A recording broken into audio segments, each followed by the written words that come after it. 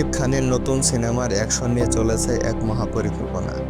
ছবিটিতে এমন অ্যাকশন প্রদর্শিত হবে যা আগে কখনো বাংলা সিনেমায় দেখানো হয়নি।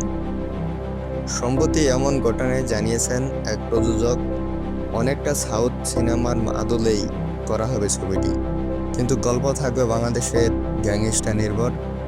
বাংলাদেশের 90 দশকের বাস্তব চিত্র তুলে ধরা হবে আসন্ন এই সিনেমার মাধ্যমে। সিনেমার মেন টপিকই থাকবে অ্যাকশন ও ভায়োলেন্স।